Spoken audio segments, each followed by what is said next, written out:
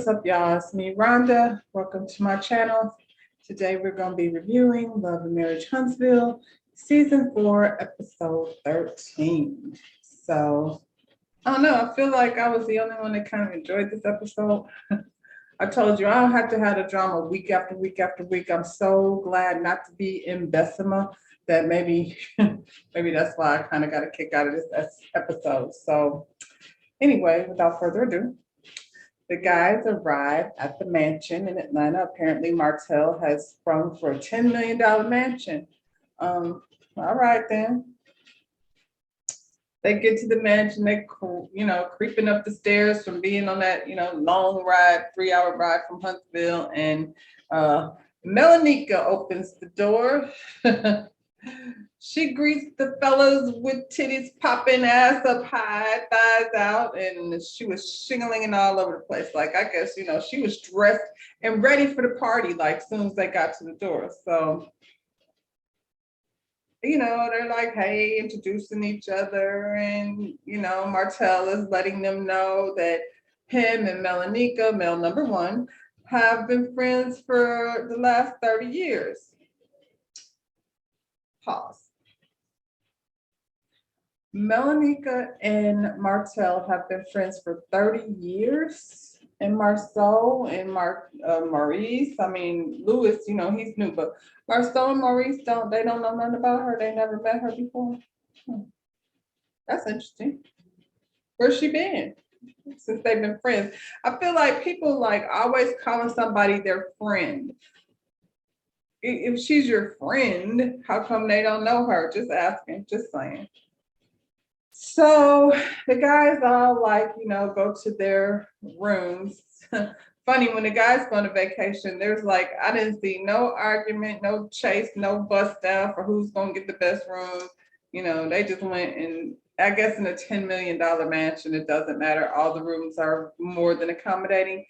So, the guys are in their room. They all check in. Mo checks in with Kimmy. He's letting her know how Martell sprung for this, expensive ass abode. Tiffany and Tisha. So, Martell checks in with Tisha. She's concerned about the activities and what are they doing. And Tiffany's like, the single guys planning the activities.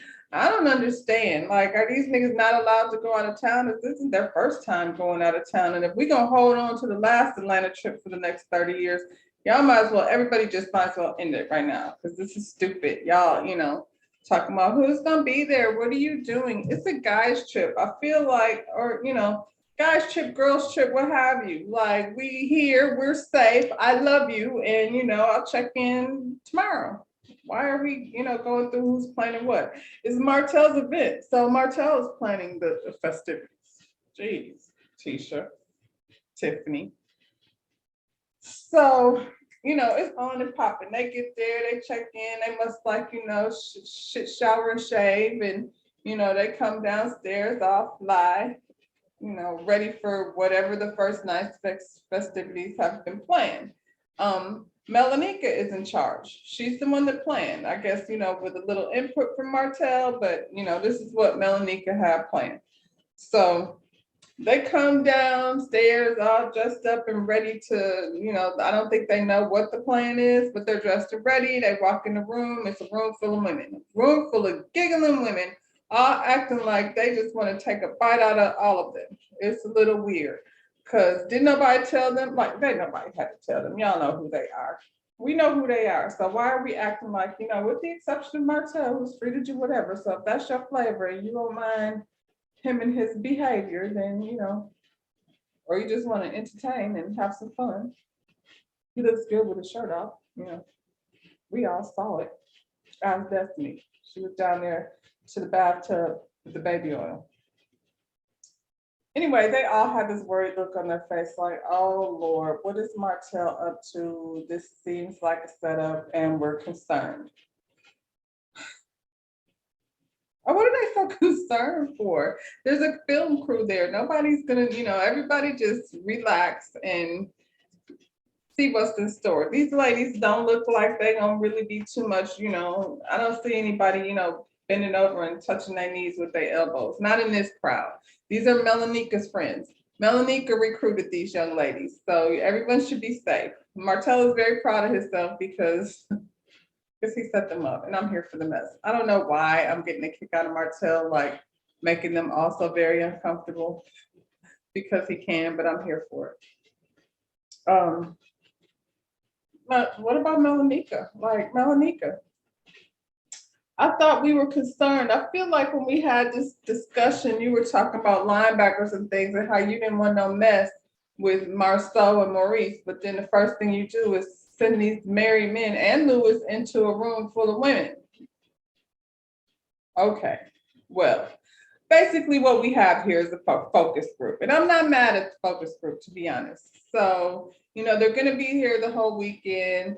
It's still COVID. And, you might as well, like, what are they going to do? Come sit in this beautiful mansion, and do nothing. So I'm not even really mad at the event. It's a focus group. So they're all adults and nobody's trying to smash anybody. We just trying to talk about this wine, right? And be giggly and silly.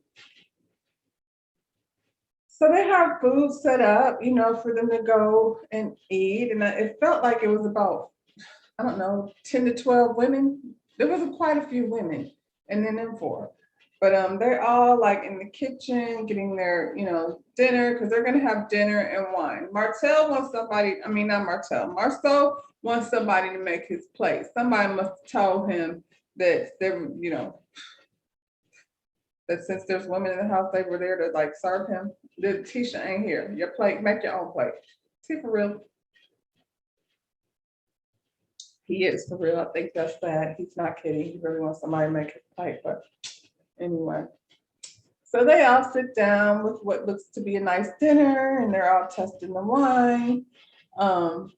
One of the girls said it feels very expensive or very rich. I think she said. Somebody said it feels very Bel Air. Another lady was like, I like its body. This wine has some really good legs on it. So apparently when you swish the wine around in the glass and however it sticks to the glass, these are considered the legs of the wine. So she said the wine has good legs. And to be honest, like, I mean, it's a focus group and he got good feedback. I don't know what the wine tastes like. The ladies seem to enjoy it. And to be honest, like, a wine tasting is not the same thing as a focus group. Like, you really want to tap into the people that are like actually out here in the grocery store and what's going to make them buy your wine. Okay. So these ladies were all within a certain age group and, clearly single. If they wasn't single, they was acting like they were single. So you need to find out what's going to appeal to them and what makes them want to go buy your wine, opposed to the other wines. To be honest, as thirsty as they was acting, I think y'all should make a life-size poster of Martell in one of them tight-ass suits and a bottle of wine, and seems like they'll eat it up. Don't add pink to the bottle though. One of the ladies was like saying add pink to the bottle. Don't add pink to the bottle. We don't have to do that. So Melanika has a game. It's called the wine take. And so now the fellas are supposed to take this opportunity, minus Martell, because this is wine. They're supposed to take this opportunity to sell the wine, like make a wine commercial. So first up is Marceau. Marceau holds the wine, something about important moments, blah, blah, blah, being with best friends and problems hammered out. I don't know what he was talking about. He said a whole lot of sentences and none of it made sense. He was talking about, like I said, important moments and best friends and hammering out problems, and it didn't, boo, we don't like his commercial. That don't make us want the wine. It really makes me kind of stressed out and sad. Like, are my best friends there or are they not there? And I mean, why am I hammering out problems? And you probably shouldn't want to hammer out your problems with a bottle of wine. Seems like a bad idea, but okay. Well, so we won't be using we won't be using Marceau for any of the commercial writing process. Now, Maurice, on the other hand, ladies, close your eyes and imagine yourself with that one special person. And this wine right here is the bridge to get to where you want to be, up inside the booty, next to it, around it, something like that. But ooh, they like that. Ooh, something's missing. Without the wine, you won't get the booty. Sold. Everybody want a bottle of wine. Melanika wants to invest in that, I guess, girl, because it was better than Marceau's pitch. So Maurice, we might consider Maurice. Let me just say these freaking names with all these M's annoy the hell out of me. Anyway, we gonna consider Maurice for the commercial ad writing purposes. Let's go and see what Lewis got to say. Lewis said, when you get home, you can drink this shit every day. Every day, you want to pop open a bottle of this wine and then spread the legs. Lou, you nasty. I don't know what's going on over there with you and Tiffany, but that's not, oh my, Lewis. We're not gonna do that. We're not gonna pop open the bottle every day and spread our legs. What's happening, Lewis? Every day? Boo, Lewis, no, we don't want him to write. Maybe on the comedy tour, not so much on the Sell the Wine tour. But anyway, the wine gets good feedback. And so, I definitely think like the focus group was a good idea. Moving on, Kimmy goes to Black. Her best friend Tisha are meeting up to talk about how they're worried about their husbands being in Atlanta. They don't know if it's a good idea for Martell to be planning things. And I don't know why Martell is supposed to be so much control of these grown-ass men. I don't know what Martell could possibly do to make your husband do something that he didn't intend to do. So let's take the power away from Martell. Martell is single Martell, and he out here having a good time. And if your husband don't know how to act when he leaves Huntsville, because let's be clear, based on what we've been hearing, y'all's husbands do plenty right there in Huntsville. So I don't know what you expect them to be doing in Atlanta. They don't even have to go that far. Who are you trying to get with them anyway? They act like women's just throwing cootie coo at Marceau and them. They're not. I doubt it. And even them ladies at the focus group, I think they were just giggly to be on TV. They was trying to be cute. I don't really think it was like that. So calm down. Kimmy says Maurice, he just be out there shopping. Anytime Maurice goes on these guys' trips, that's the majority of thing what he be doing is shopping. Half the time. We don't know what he's doing the other half of the time, but Maurice likes to shop, according to Kimmy, Tisha says she's happy for Martell and his wine launch and everything, but she doesn't know why he's doing it in Atlanta. Well, because Atlanta's not Huntsville, and nobody wants to do that. And y'all aren't invited, so he didn't need you to come. It's calm down. Nobody really wanted you on this trip. And Kimmy and Tiffany were sitting up there talking about how they don't like girls' trips. I don't know why. They could go have fun, anyway, you won't get on that. Let's go back to the house. So somehow or another, they were having a conversation, and then Martell says something to the effect we ain't worried about Lewis. Lewis is good because him and Tiffany are open. And I don't know why, but somehow we're going to interpret that to mean that Lewis and Tiffany be having threesomes. Where did that come from? And Lewis just standing up there grinning, not correcting it. So he's just trying to act like a cool guy. Lewis, are you lying on your dick with your own wife? That's so lame. Is that what you're doing? You sitting up here letting people think you and your wife having threesomes. That's corny, Lewis. That's real corny. But anyway, Marceau is so excited about the thought of a threesome. He's like, what did he do? How did he make this the thing? You want a threesome with Tisha and Marceau? Anybody volunteer for that? No, nobody wants that.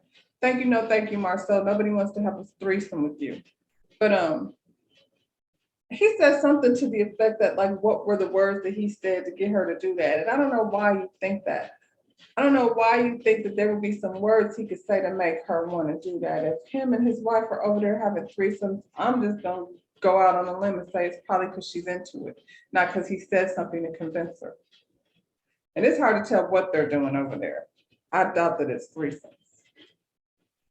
Tisha not into it. So there's no words you could say. There's no words you could say to convince Tisha to have a threesome. Anyway, back at Black. Tisha and Kim are still talking about how their husbands are on the guys trip and they're worried that they're hanging out with a single Martell and single Martells. And Mary Martell had a baby on the side, so I don't know why you would be any less. Oh, Martell. Martell's like some kind of wizard, I suppose, who's going to hypnotize your husbands into falling in some cootie cat. And they're like, well, he doesn't even drink wine. First, he's doing a cookbook. He doesn't cook. Why doesn't he just do the workout thing? Okay, so he doesn't drink wine. Does Marcel drink sparkling champagne? Isn't black chocolate in a bottle? Isn't that sparkling champagne? Does Marcel drink that? No. Yeah. I'm just saying, it sounds like y'all being haters over there. Well, not y'all, just you, Tisha. Cookbook. Okay, so I don't know what's in the cookbook. But what I do know is if he works out and then he has some like clean cookbook, like Martell, single Martell is going to be out here building his fan base. And I don't think he's going to have any problems doing it in Atlanta, Huntsville, Carolina, anywhere else he want to go. So keep doing what you're doing, Martell. Somewhere, hopefully, you'll go ahead and get that builder's license. But if you're not, sell your boxes of wine and don't worry about adding no pink nothing to the bottom. When I'm back in Atlanta, you know, Tisha was saying how she I bet you they go to the strip club. I bet you they go to the strip club. Because they always go to the strip club when they go to Atlanta. Meanwhile, the niggas is back in Atlanta like, I'm at the strip club. Woohoo! Martell told Marcel, just make sure you don't let no camera get no back shots. And Marcel said, I ain't worried about that because that wasn't me. And Maurice was looking like, yeah, Maurice's face was everything. So anyway, Tisha says she, you know, they're back at Black's too. I just want to stay on the boys trip. We got to stay here complaining about how you're tired of rumors. She's tired of rumors. Some people let rumors destroy their relationships, but you know, she has decided that she's strong now. She was infected in the beginning, but she's much stronger than she was then. And she said if something was going down based on her relationship with God, she thinks that God would let her know. He would send her, let her know something was really going on. Like maybe send you a picture of your husband's back, butt naked in Atlanta when you didn't know he was there. Not that? Okay. Well, he gonna send her something. We don't know what it is, but you know, her and the Lord got a connection. And if Marcel's out here in these streets doing something, well, then the Lord is gonna tell her. And in the meantime, she just gonna believe her husband and not the haters. I don't know who these haters are. Oh, wait a minute. I think I know who the hater is. Wanda. Wanda is the hater, Tisha. The rest of us just reading what y'all be, you know, putting out there, you know, pictures and stuff. Y'all posted that shit. Y'all coming up with, you know, making friends with coleslaw and, you know, 20 other bitches. I don't know. So we at the strip club. They having a good time, sort of. Not really. Lewis is sitting in the corner. I don't know what his problem is. Like the ass is right in your face, but he seems sad. And, you know, I don't know why, since Tiffany's so wild over there. You said Tiffany doesn't have a problem with the strip clubs. And you know what? I don't either. I don't know what the whole deal is with the strip club. They're not taking nothing home about the strip clubs. What you need to be worried about is the real club. They go to the real club, then there's real chicks in the real club. So if they're at the strip club, have a good time. And if you're nice, you might have a good time when you get home. I'm just saying. Martell out here trying to get some lady pregnant. He's single and, you know, coleslaw. He out here trying to get some lady pregnant with baby number 6. That's what he's saying. He's trying to take it on home. Maurice is so proud of Martell because he's out here single having all this fun. And, you know, although I really feel like Kimmy and Maurice, like that ain't their issue. I think they're having plenty of sex when they're not working. And I don't think there's any complaints over there, not in that department. So he just out acting a fool. Even the whole linebacker thing, like, I don't think that's a thing for him anymore. And Marceau either, maybe, he just likes being an asshole. Anyway, the next day at breakfast, they come downstairs. Maurice got his shades on because he's still hungover. Although he's trying to pretend like he's not hungover, he's still a little buzzed from the night before. They start teasing him about mail, how many mails he got. He talking about the original mail. That was Whitlow. Whitlow said not the original, the mail number one, the original. And Marceau gonna say, yeah, the original, not crispy or spicy. Oh my God. I had to laugh. He was actually funny. Marceau acknowledges that he can see that Martell is doing better. They know that Martell was wilding, when he just first got out of divorce. I think, even though Martell was to blame for everything that happened in his marriage, he still has to go through the whole process of healing and accepting the fact that he blew it. His wife is actually gone, moving on, and being amazing. And you can either sit there and sulk. And this is the thing. I don't even really want to say nothing about this girl, but because it's really not about her. He engaged himself in a relationship with somebody who could not help him level up to the place where he wanted to be. So he essentially threw his marriage away for nothing. And I'm saying that because now that's not even, he over here trying to impregnate a stripper. I thought that's what I saw him doing. So, what was the point in it all? For you to just, still, even now, like he has acknowledged his son with coleslaw, but when you see social media and everything that's out there, like everything is about those kids that he had with Mel. And there's a complete obvious difference. And I hope that changes because the older his other son gets, he's gonna see the difference. So hopefully he outgrows that and he kind of acknowledges all of those kids in the same way because none of them are at fault for his foolishness. Marceau brought up what's up with Mel, and he wanted to go with, she's cold and dark and black-hearted, and it's like a switch got flipped, and he went back. He took a couple steps back after they just told him how he was making progress. And Marceau was saying to him, like, you have to acknowledge your part, though. And he don't want to do that no more. He's tired of talking about that. It was getting him all worked up. He's just done with that conversation. And so, maybe he just needs more time. He's still healing. He's not ready to have that conversation.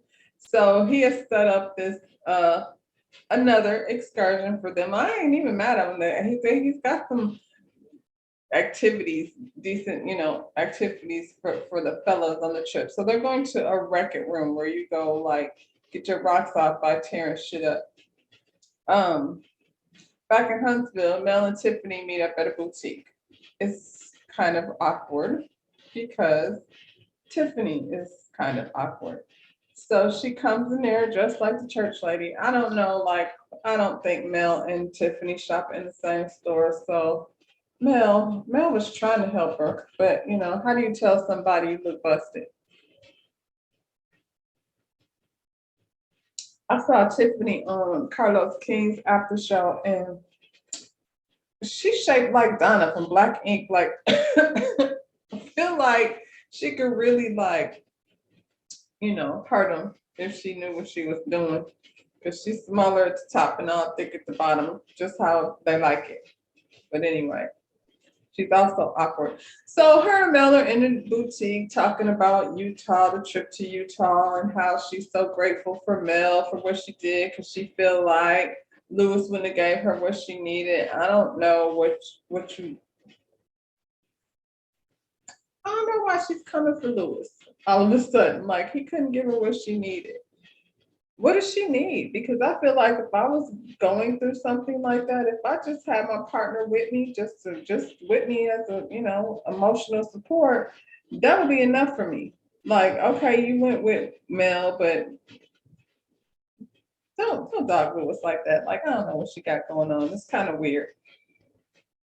So they're looking at clothes, and Mel shows Tiffany this little, I don't know if it was lingerie or a swimsuit, but it was a little bitty hot pink thing. We ain't gonna act like she don't like pink. We know she like pink, so it's definitely her color.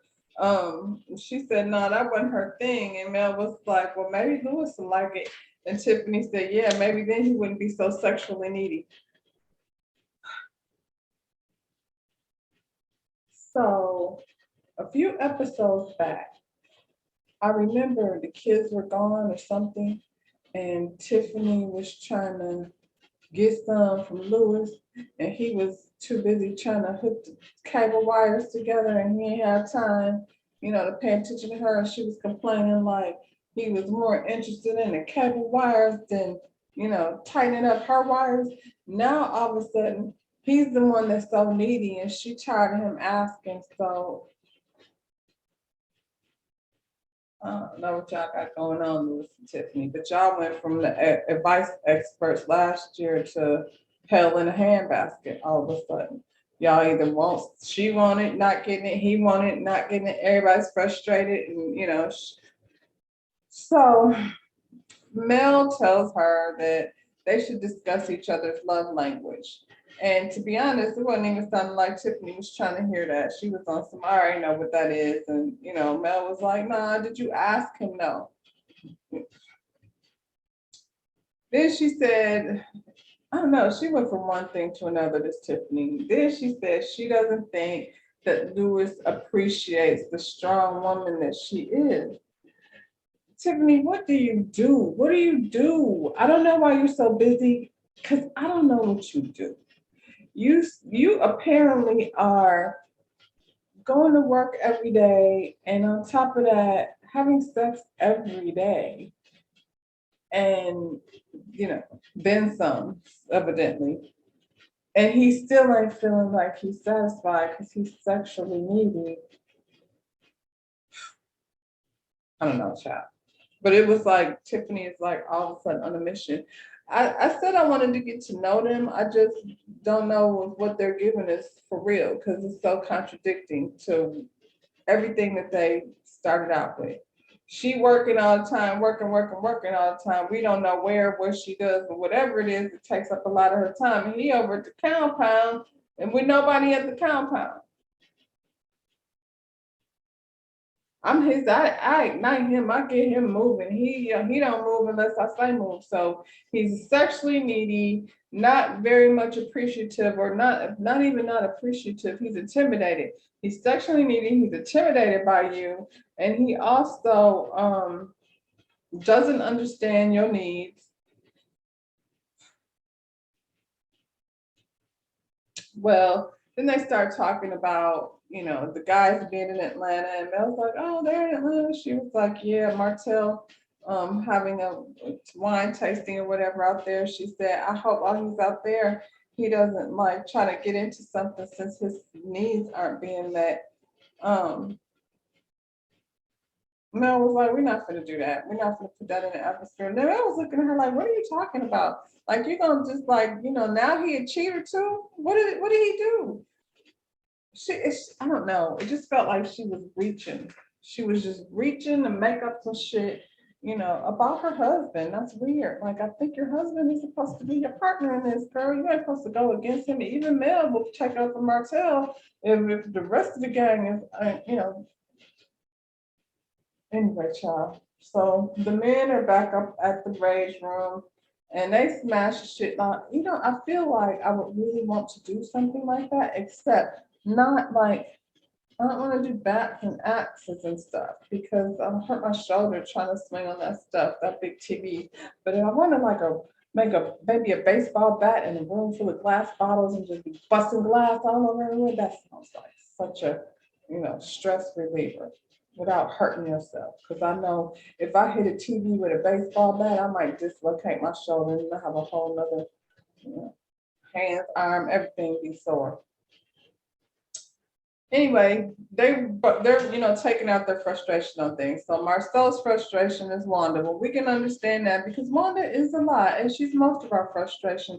Nobody, I think, on the planet will be asking for that as a mother-in-law. So, sorry about your luck. But that being said, Marlon, Miss Wanda should stay on your ass because you be out here doing shit, Marcel. Um, Lewis is sexually frustrated, so this is what he needs to, work out. And I mean, I guess Martell is just dealing with, all the stress of trying to put his shit together. Maurice's life is perfect. He don't have no stress. He ain't here making up shit about Monster that he don't even have to. I hope that's not real because Maurice, if that's real, then you need to sit your ass down somewhere. On the ride home, they start discussing their frustrations, and Marcel was like, Wanda just don't have no boundaries. Like Tisha thinks it's the world coming at them, and it really feels like Wanda coming at them. We all feel like that too. It's one thing to keep your foot on Marcel's neck as it relates to the bullshit that gets out in the street and the way he handles your daughter, but then to interfere in their marriage to the point where it could cause problems. But you know what? I'm gonna go ahead and say, Tisha, get your mama, and if you don't get your mama, you're gonna have to deal with the consequences. Nobody wants that.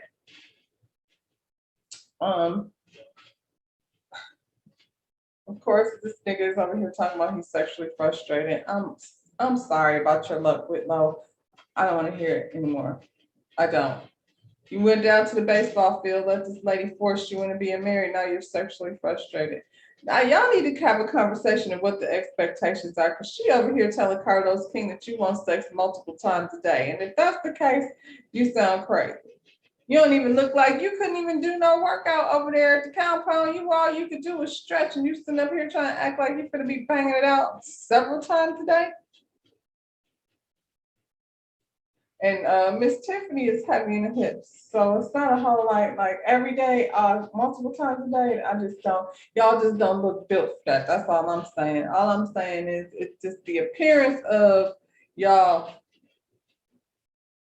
getting in that often. It just don't match up. It just doesn't. But whatever. Maurice is over here talking about he's upset because Monster doesn't have any motivation. Monster's 14 years old. If I can motivate my child to be excited about anything, it would be an accomplishment. So I don't know what he's talking about because that's what happens at teenage. He wants, and Martell was like, well, what does he do? And he plays football, he plays baseball, he runs track, he listed a whole bunch of stuff. And Martell is like, so then what is the problem? Well, I'm the one that's doing all the motivating. I'm the one that has to tell him to get up. Because you're the parent. And a lot of times parents be trying to have their kids in all these activities that they don't want to do. So this is all you, Maurice. And if you want the boy to be, and I don't think there's anything wrong with him being involved, even if he never plays football. Because I think it's good discipline. I think it's a good idea to have your kids involved in activities for many reasons. Be a parent, Maurice. Telling him to get up is part of your job. Marcel and Martell are over there like, I need out of your mind. If that's your only problem, you over here worried about motivating a teenager to get up. Welcome to America and the rest of the world. Jesus. Lewis says his frustration. Lewis is real good at trying to explain things. Like, this is why, Lewis, Marcel told you you ain't know shit yet about being married to be giving somebody advice. Because now you sound stupid. Houston says sexual frustration 37 times in the last half hour. Now all of a sudden it's not a problem. It's not an issue. It's just a frustration. The frustration can be gone tomorrow. An issue lasts for a long time. That sounds ridiculous. Marcel and Martell was telling him it's a frustration. And if it's a frustration, it's an issue because you're talking about it. And you have kept talking about it this whole time. You and your wife are talking about this whole episode, but y'all ain't talking to each other. You over here in front of a room full of strange women talking about opening their legs and child. Tiffany, please come service your man. I don't know. I guess we'll see. Hopefully they'll have a conversation. Looks like they will next week. Because this nigga said he had to smash some TVs to take out his sexual frustrations. And then the way he said it, oh Lord, frustrations. Like, is he uncomfortable talking to her, or is he afraid of her? Because she ain't really that scary. Anyway, it looks like next week Mel's gonna give us Mel number 2 is gonna give us some insight on Mel number 1, aka Melanika. Apparently, Melanika was over here being her wedding planner down to the last minute, and then released herself from her duties because she said she was all up in the business. So now she all up in the mansion with her titties hiked up and her thighs out and her booty hiked up in sparkly dresses.